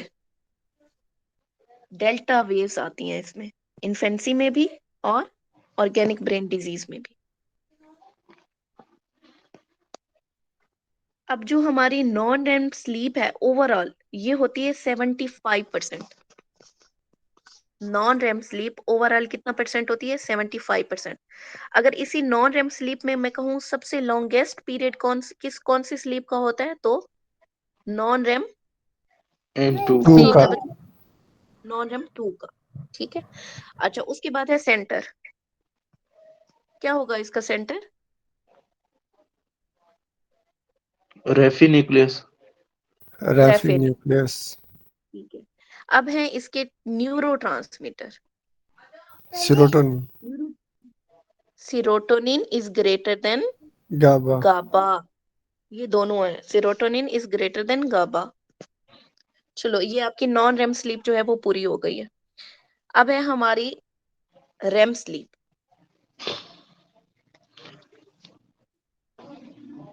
रेम स्लीप में वेव कौन सी आती है? Beta beta wave. क्यों? रैपिड आई मूवमेंट स्लीप है, इसका मतलब अंदर से ना बंदा जाग रहा है, तो उसमें कौन सी वेव आएंगी हमारे पास? बीटा वेव बीटा आएंगी। अब इसमें क्या होगा? इसमें जितने भी आप ख्वाब देखते हो ना, वो सारे आपको याद रहते हैं। रिमेम्बर एंड रिकॉल ड्रीम्स आते हैं आपको। नाइट मेयर होगा इसमें, नाइट टेरर नहीं होगा, नाइट मेयर होगा। ईयरफुल ड्रीम्स आएंगी, आपको आवाजें भी सुनाई दे रही होती हैं, और फिर अचानक से आपकी आंख खुल जाती है, और फिर आप अपने मैम ये ख्वाब को रिकॉल। नाइट नाइट टेरर और मेयर में क्या फर्क है? जो नाइट मेयर होता है ना, इसमें आप डरते नहीं हो। नाइट मेयर में ये होता है कि आपको चीजें, आवाजें जो आप मतलब ख्वाब में कर रहे होते हो, वो सारा कुछ आपको सुनाई दे रही होती है, दिखाई दे रही होती है, और आप उसे रिकॉल भी कर पा रहे होते हो। जब आपकी आंख खुल जाती है, उसके बाद आप इन सारी चीजों को रिकॉल कर पाते हो। जबकि जो नाइट टेरर होता है, आपको सिर्फ इतना पता होता है कि आप डरे हो, लेकिन ये नहीं पता होता किस चीज से डरे हो, क्या हुआ। ओके अच्छा, जो मेमोरी प्रोड्यूस होगी वो किस में होगी? वो भी रेम स्लीप में होगी। इसी में आप रिकॉल करते हो ना अपने ख्वाब को। हम्म, अच्छा, दो चीजें हैं यहाँ पे। एक शॉर्ट टर्म मेमोरी है, एक लॉन्ग टर्म मेमोरी है। मुझे बताओ, शॉर्ट टर्म मेमोरी कैसे बनती है और लॉन्ग टर्म मेमोरी कैसे बनती है? मैम जो शॉर्ट लॉन्ग टर्म है टर्म में वो तो साइनेप्सिस की वजह से, प्रोटीन सिंथेसिस की वजह चेंजेस से। Synaptic changes very good. जो शॉर्ट टर्म मेमोरी है वो बनती है साइनेप्टिक चेंजिंग्स की वजह से। जो लॉन्ग टर्म मेमोरी है वो किसकी वजह से बनती है? प्रोटीन की वजह से, protein protein synthesis synthesis and gene activation. अब जो रेम स्लीप है ना बच्चों, वो याद रखना, 25% रेम स्लीप होती है एडल्ट्स के अंदर विद एयरफुल ड्रीम्स। 80% होती है इन प्री मेच्योर इन्फेंट या फिर न्यूबॉर्न में, और 50% आती है आपकी मैच्योर के अंदर। अब जो ये मैच्योर रेम क्या? स्लीप, मेच्योर जो फिट वो होता है, बच्चा होता है जो मेच्योर पैदा होता है। अब इतना दिमाग किसका खराब है कि बच्चों का भी ये अजीब मखलूक है, कसम से यार। अच्छा देखो, मार्क्ड ब्रेन एक्टिविटी होगी इसमें, पिनाइल इरेक्शन। उधर क्या पढ़ा था हमने? Vascular atony. यहाँ पे क्या होगी? Muscular atony. मसल टोन खत्म होती है। याद रखना बच्चों, वहां पे वस्कुलर है नॉन रेम में, रेम में मस्कुलर है। Pupil constriction, paradoxical sleep, lack of synchronization, in firing of neuron. इसे क्या कहते हैं? डिससिंक्रोनाइज स्लीप कहते हैं। अच्छा मुझे बताओ, डिप्रेशन में नॉन रेम स्लीप बढ़ेगी या रेम स्लीप बढ़ेगी? RAM REM sleep. डिप्रेशन में रैम स्लीप बढ़ती है, ठीक है। और इसका जो न्यूक्लियस होता है वो कौन सा होता है? लोकस सेरुलस। तो याद रखना, लोग बातें करते हैं जिसकी वजह से हम डिप्रेशन में जाते हैं, जिसकी वजह से क्या होगा? हमारी रैपिड आई मोमेंट स्लीप होगी। तो लोग जो बातें करते हैं उससे याद रखना, लोकस सेरुलस, रैपिड आई मोमेंट। इसके अलावा, अब जो बंदे डिप्रेशन में है, या जिसने अल्कोहल ले ली, जिसने बार्बिट्यूरेट ले लिए, तो उनमें क्या होगा? रैपिड आई मोमेंट स्लीप बढ़ेगी या कम हो जाएगी? कम होगी। कम हो जाएगी। अब इसमें न्यूरोट्रांसमीटर कौन सा है? रैम में हम्म, एपिनेफ्रिन या नॉरएपिनेफ्रिन। लोकस था इसमें। ठीक है। अब वो जो आपने एसिटाइल कोलिन बताया था वो भी ठीक है। Acetylcholine is neurotransmitter 2। Ma'am ji. Ma'am एक वैसे जेन में सवाल था मैम। मैम जो हम पढ़े ना रेम स्लीप और नॉन रेम स्लीप, हमने नॉन रेम पे पढ़ा था लाइट भी उसमें होता है, डीप स्लीप भी होता है। ये रेम स्लीप कौन सा होता है मैडम, जो हम लफ्जी जुबान में मैडम बताते हैं मैम, जो हम बिल्कुल डीप सोए होते हैं जो रेम या स्लीप थोड़े की बात कर जाग रहे रहे हैं हो? या नॉन रेम की जी बात कर मैम, रहे हैं? रेम की बात कर रहा हूँ। रेम की ये होती है, आप ताजी ताजी नींद में जाते हैं, आपको ऊंघ आती है, फिर कोई ना कोई उठा देते हैं, आप कहते हैं ओहो यार अभी तो आंख लगी थी, अब आपने मुझे उठा दिया। वो कौन सी थी? वो रैपिड आई मोमेंट स्लीप होती है। मतलब अक्सर आप देखो जब बंदे सोए होते हैं उनकी आंखें ऊपर से आप ऑब्जर्व करो थोड़ी थोड़ी फड़फड़ा रही होती हैं, तो वो कौन से उसमें होते हैं? रेम स्लीप में होते हैं। मैडम ये जो बीटा और अल्फा वेव्स है ना, ये तो रेम में आएगी ना फिर? हाँ, रेम स्लीप में मेनली बीटा वेव आती हैं, जो अल्फा वेव आती हैं वो आपके जागते हुए के आती हैं, जब आप जाग रहे होते हो। ठीक है मैडम, तो हमने इसको डिफ्रेंशिएट क्यों किया? ठीक है बस, ठीक है समझ गया हूँ मैं। अच्छा, इसे याद कैसे करना है आपने? Bats drink blood. Bat bat drink blood. B से क्या है हमारे पास? सबसे पहले अवेक में बीटा वेव, उसके बाद drowsy alpha wave. Alpha T से हमारे पास क्या है? हमारे पास थीटा वेव। उसके नाइट बाद फिर स्लीप। बंदे की क्या बनती है?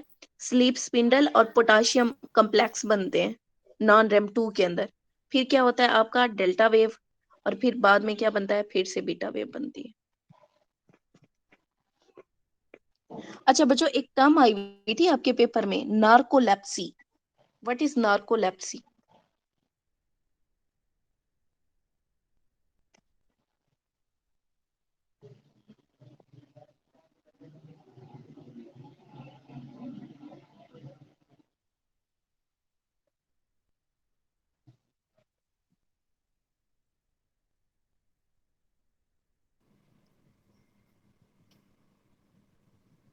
रेम स्लीप अगर कम हो जाए ना आपकी, डिक्रीज रेम लेटेंसी, उसे आप क्या कहते हो? नार्कोलेप्सी कहते हो। ये आपका एमसीक्यू आया हुआ है।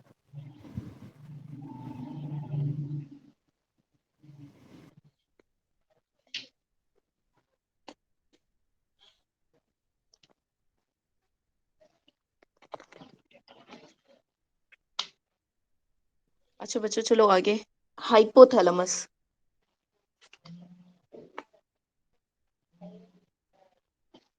क्या होता है हाइपोथैलेमस?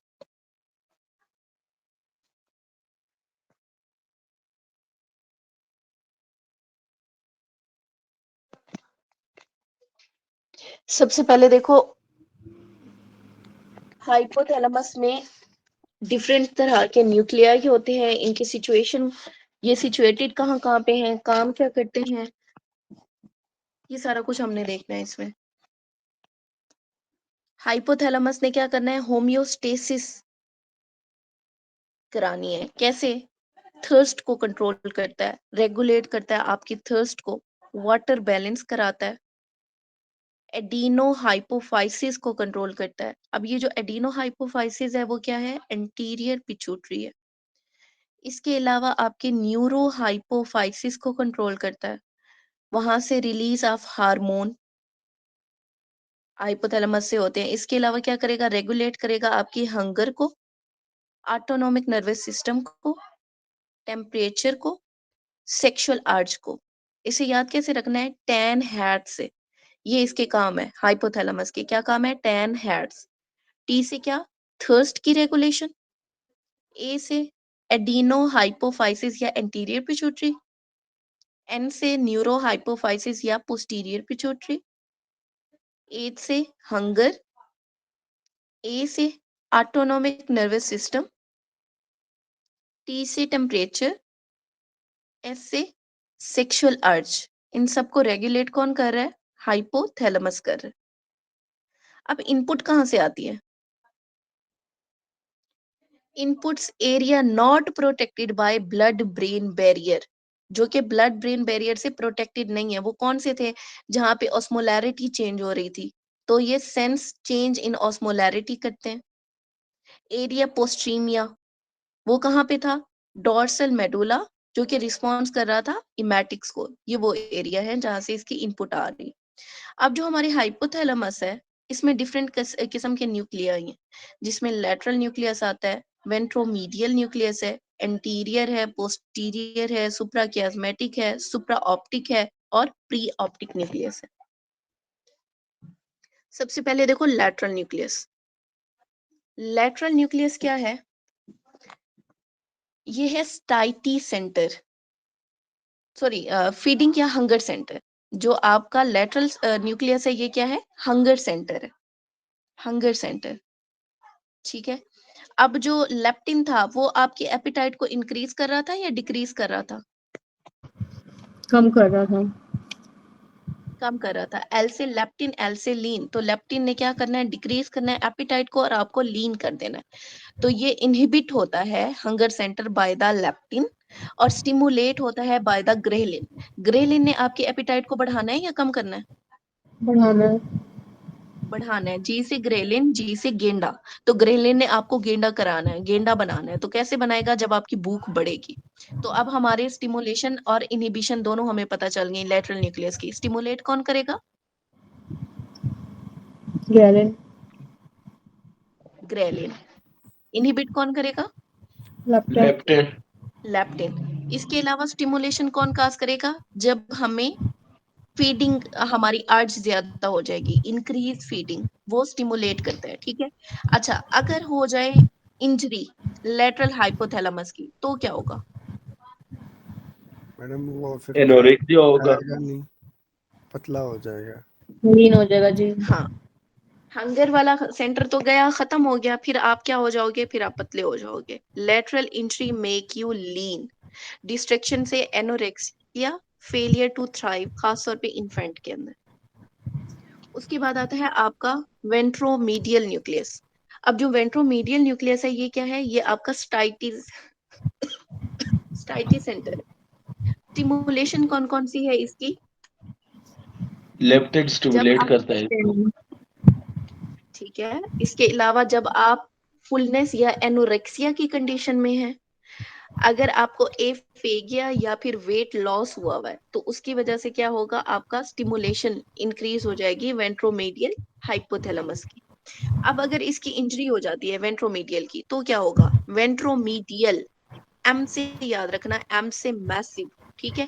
इसकी अगर डिस्ट्रक्शन हो जाती है तो क्या करेगा? ये आपको मैसिव बनाएगा, हाइपरफेगिया होगा, आप ज्यादा खाना शुरू कर देंगे।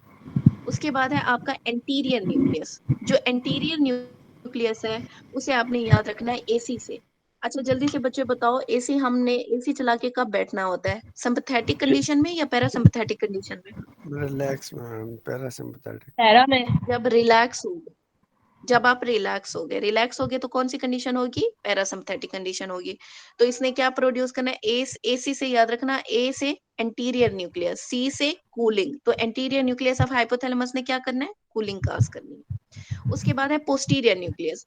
पोस्टीरियर न्यूक्लियस ने क्या काज करनी है? हीट काज करनी है। इसे कैसे याद रखना है? हॉट पॉट से, हॉट पॉट, हॉट से हीट, पॉट से पोस्टीरियर न्यूक्लियस। अब मुझे ये बताओ, फाइट एंड फ्लाइट की कंडीशन में हीट प्रोड्यूस होती है ना? जी। तो वो कौन सी यस कंडीशन होती मैम, है आपकी? सिंपैथेटिक या पैरासिम्पैथेटिक एक्टिवेट होगी? सिंपैथेटिक। सिंपैथेटिक सिंपैथेटिक में वो एक्टिवेट। जिम वाला हिसाब है ना, जिम में हम जब पसीना आ रहा होता है वो कर रहा होता है। नेक्स्ट है हमारा सुप्राकियास्मेटिक न्यूक्लियस। तो सुप्राकियास्मेटिक तो हमने अभी पढ़ा, इसने क्या करना है? स्लीप को कंट्रोल करना है, हमारी सर्केडियन रिदम को कंट्रोल करना होता है। ठीक है। अच्छा, इसे आपने कैसे याद रखना है? एससीएन में सन सेंसिंग न्यूक्लियस। क्या है आपका? सुप्राकियास्मेटिक न्यूक्लियस। अच्छा, उसके बाद है आपका सुप्रा ऑप्टिक और पैरावेंट्रिकुलर न्यूक्लियाई। अब जो ये सुप्रा ऑप्टिक और पैरावेंट्रिकुलर न्यूक्लियाई है ना, इसे मैंने जो याद किया था, उसे याद किया था पोसा से, पोसा। ठीक है। पी से पैरावेंट्रिकुलर न्यूक्लियाई, इसने क्या करना है? सिंथेसाइज करना है ओ, ऑक्सीटोसिन को। एस से क्या है हमारे पास? सुप्रा ऑप्टिक न्यूक्लियाई, इसने क्या सिंथेसाइज करना है? ए से एडीएच। ये याद रहे तो ठीक है, नहीं याद रहता तो आप सैड पॉक्स याद रखो। एस से क्या है? सुप्रा ऑप्टिक, एडी से एडीएच, और पी से क्या है? पैरावेंट्रिकुलर, ओ एक्स से क्या? ऑक्सीटोसिन। नेक्स्ट है आपका pre optic nucleus. Pre optic nucleus ने क्या करना है? थर्मो रेगुलेशन करनी है, सेक्सुअल बिहेवियर, और रिलीज क्या करता है? GnRH, gonadotrophin releasing hormone.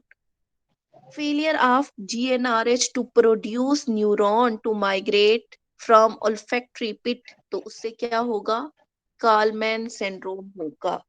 तो बच्चों बताओ कार्लमैन सिंड्रोम क्या होता है? ये हमने 2 दफा पहले भी पढ़ा है। मैडम इसमें ये न्यूक्लियस सुपर ऑप्टिक न्यूक्लियस की लीजन की वजह से जीएनआरएच वो नहीं बनेगा, तो एफएसएच सुपरा सुप्राऑप्टिक की pre optic pre optic nucleus, हम प्री ठीक है, ऑप्टिक न्यूक्लियस ओके, पढ़ रहे हैं। ठीक है। मतलब ठीक प्री है, ऑप्टिक नहीं होंगे ना कंजेनेटली, तो जो फीमेल होगी, ठीक है, उसमें क्या होगा कि भाई बाकी सारे फीमेल के ऑर्गन होंगे मगर ओव्यूलेशन, ये मेंसेस वगैरह ये सारी चीजें नहीं आएंगी, क्योंकि इसमें एफएसएच जो एलएच नहीं होगा। बिल्कुल एग्जैक्टली, तो उससे पहले जीएनआरएच नहीं होगा ना, प्री ऑप्टिक उड़ गया। जी जी। जब जीएनआरएच नहीं है तो फिर एलएचएफएसएच भी तो नहीं होंगे ना। अच्छा बच्चों इसे कैसे याद रखना है? आपने एनोस्मिक से याद रखना है। एनोस्मिक, ए से क्या? एनोस्मिया हो जाएगा, loss and reduction of sense of smell. N से क्या है? No menstruation. Primary amenorrhoea with delayed or absent puberty due to hypogonadotrophic hypogonadism। O से क्या है? ओलिगोस्पर्मिया, लो स्पर्म काउंट होगा मेल के अंदर। सेक्स हार्मोन डेफिशिएंसी होगी, low level of sex hormone जैसे टेस्टोस्टेरोन या फिर ईस्ट्रोजन। मिड लाइन डिफेक्ट में क्या आता है? क्लेफ्ट लिप या फिर पैलेट आएगा। आई से क्या है? इनहेरिटेड डिफेक्ट है ये, genetic disorder, X link or autosomal dominant. और सी से क्या है? क्रिप्ट आर्चोडिज्म, जिसमें क्या आएगा? Undescended testis in the male. Ma'am ये दोबारा हो बता गया। रहे मैम दोबारा बताएं, सवाल करें, ये लिखना है। एनोस्मिया, एनोस्मिक से आपने याद रखना है। ए से क्या होगा? एनोस्मिया। एनोस्मिया में क्या होता है? लॉस और reduction of sense of smell. N से क्या है? No menstruation. Primary amenorrhoea, delayed or absent puberty due to hypogonadotrophic hypogonadism। O से है oligospermia, low sperm count in male होगा। एस से क्या है? Sex hormone deficiency, low level of sex hormone जैसे टेस्टोस्टेरोन एंड ईस्ट्रोजन। एम से क्या है? मिड लाइन डिफेक्ट आएगा, जिसमें क्लेफ्ट लिप और पैलेट आ सकता है। आई से क्या है? कि ये इनहेरिटेड डिसऑर्डर है, एक्स लिंक भी हो सकता है और ऑटोसोमल डोमिनेंट भी हो सकता है। सी से क्या है? Crypt आर्चडिज्म, undescended testis in male. अच्छा नेक्स्ट है हमारे पास thalamus.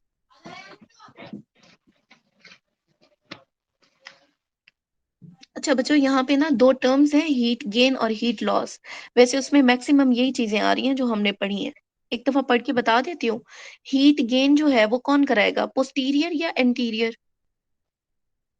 Posterior, heat gain posterior. Posterior hypothalamus. और उसमें क्या होगा? सिंपैथेटिक नर्वस सिस्टम या पैरासिम्पैथेटिक? पैरा। पैरासिम्पैथेटिक है। हीट नहीं gain ma'am, sympathetic, posterior sympathetic, sympathetic.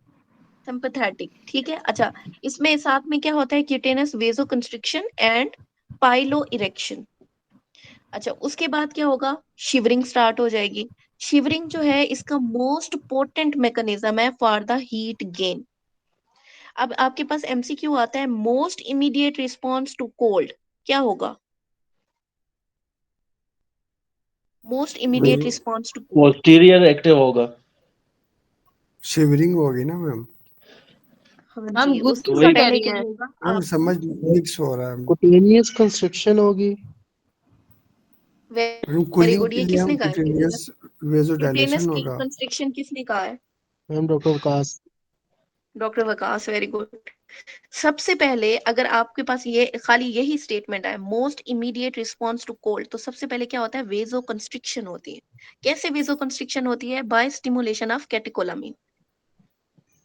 उसके बाद आपका ये जो पोस्टीरियर हाइपोथैलेमस है ये एक्टिवेट होगा। अच्छा, हीट गेन के अंदर कौन कौन सी अदर एक्टिविटी या मेटाबॉलिक एक्टिविटी इन्वॉल्व होती है? उसमें आ जाता है आपका थायरॉक्सिन, एपिनेफ्रीन एंड नॉरएपिनेफ्रीन। इन्होंने क्या करना है, एक्टिविटी को भी इंक्रीज करना है और हंगर को भी इंक्रीज कर देना है। अगला है आपका हीट लॉस। हीट लॉस कौन करेगा, एंटीरियर हाइपोथैलेमस या पोस्टीरियर? इंटीरियर। एंटीरियर। तो कौन सा सिस्टम इन्वॉल्व होगा, सिंपैथेटिक या पैरासिम्पैथेटिक? पैरा। पैरासिम्पैथेटिक। क्या होगा इसमें, शिवरिंग होगी या स्वेटिंग होगी? स्वेटिंग होगी। स्वेटिंग होगी। बंदा क्या करेगा, हाइपर वेंटिलेट करेगा। वेजो कंस्ट्रिक्शन होगी या वेजो डायलेशन होगी? डायलेशन। वेजो डायलेशन, बस यही था इसमें। अच्छा बच्चों, ओवरऑल टेम्परेचर रेगुलेशन कौन कराता है, ये भी आपका प्री एमसीक्यू है। Optic. Pre optic. Optic. Is greater than? Supra. ये जो है ना वो anterior nucleus. Very good. Pre optic nucleus is greater than anterior hypothalamus. अच्छा बच्चों, नेक्स्ट हम पढ़ रहे हैं थैलेमस। थैलेमस का याद रखना, ये क्या है, मेजर रिले सेंटर है for the ascending sensory information. जितनी भी सेंसरी इंफॉर्मेशन है ना, वो सारी की सारी कहाँ आती है, आपके थैलेमस में आती है, एक्सेप्ट ऑल्फैक्शन। ऑल्फैक्शन के अलावा बाकी सारी कहाँ पे आएगी, आपकी थैलेमस में आएगी। अब थैलेमस को ना बच्चों आपने क्या करना है, कैसे याद रखना है कि ये आलू है, आलू काट रहे हैं हम,